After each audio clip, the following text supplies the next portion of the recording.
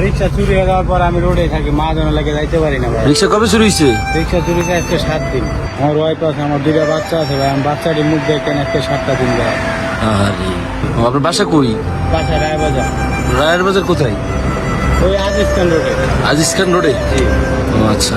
আর আমি একটা মহাজনের রিক্সা চালাতাম। রিক্সাটা মনে করেন ওই জায়গায় তো ওই যে আমিন গ্রুপে খিচুড়ি খাওয়া না, হ্যাঁ এই জায়গায় খিচুড়ি খাওয়া, খিচুড়ি খাইতে আইছি, হ্যাঁ। মনে করেন যে ফাঁকে যে গাড়িটা নিয়ে গেছে। ও তারপরে এখন? মহাজনকে কইছি, মহাজন মনে করেন যে গ্যারেজে নিয়ে মাইদুর করছে, মাইদুর করে বাথরুমে আটকে রাখছিল। আপনারই? হ্যাঁ। High high. আর টাকা চাই মনে করেন 25,000 টাকা, অরিজিনাল প্লেট সহজে। হ্যাঁ।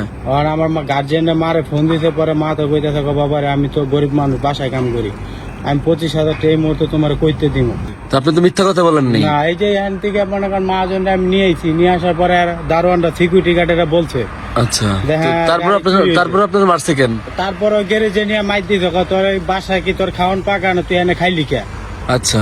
ঠিক আছে। অন হেরা ডাক দিছে, অন কয়টা খাবার পাকাইছে, অন খাইতে গেছি, ফাঁকে যে গাড়িটা লিয়ে গেছে। আর মনে করেন যে মহাজনে বাথরুম আটকায় ধুয়ে দিয়েছিল, 25,000 টাকা দিয়ে পরে আমার ছাড়াই নিবার। আচ্ছা। কারণ আমার মা তো টাকা গুছাইতে পারে না, পরে আমি বাথরুমের ওই পিছন দিয়ে পলাই পড়ছি। তো এখন আপনি কেমনে চলতেছেন? আপনার এখন ওই যে আমি রাস্তাঘাটে হইলো কি খুব ভাঙ্গারি ভুঙ্গারি বেশি বেশি কোনো রকম আর কি।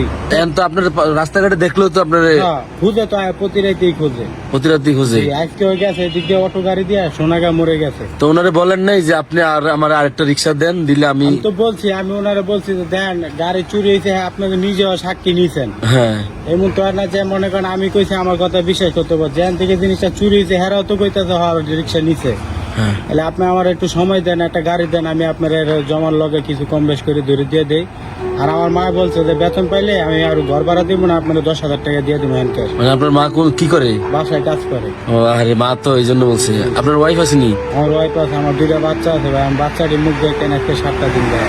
আরে আমার বাপ মারা গেছে আমার 12 দিন গেছে থুয়া, তারপরে আমার মায় আমার পালছে।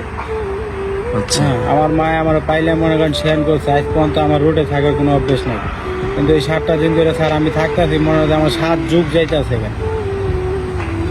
না ঘুমাইতে পারি না, একটু গোসল করতে পারি। তো রোজা রাখতে পারছেন নি আজকে? জি, রোজা রাখছি আলহামদুলিল্লাহ। আপনার মায়ের বয়স কত? বৃদ্ধ না? আমার মার বয়স প্রায় 75। তো এই বয়স উনি মাসে মাসে কাজ করে? এখন কি করবো, ওই যে আমি সুখে নাই, আমার মা কি বুঝতে উঠতে পারছে না, আমার পেটে তুইছে। আর আমি রাস্তায় রাস্তায় থাকি, আমার মা তো খুব একটা চেষ্টা করতে হয় যাতে আমার ঘর লইতে পারে। হায় রে। আজকেও মনে করেন আমার মা এই জায়গায় এসে সার্ভিসে যাবে না, অনেক কান্নাকাটি করছে অনেক।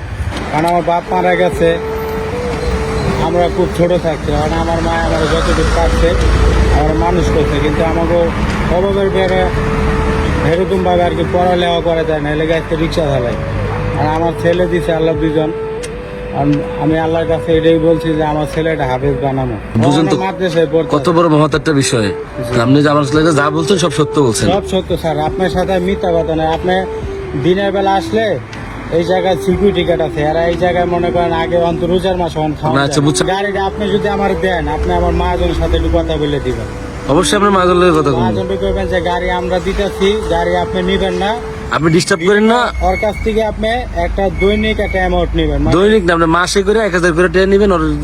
আমি বুঝে দিব। আপনি বুঝে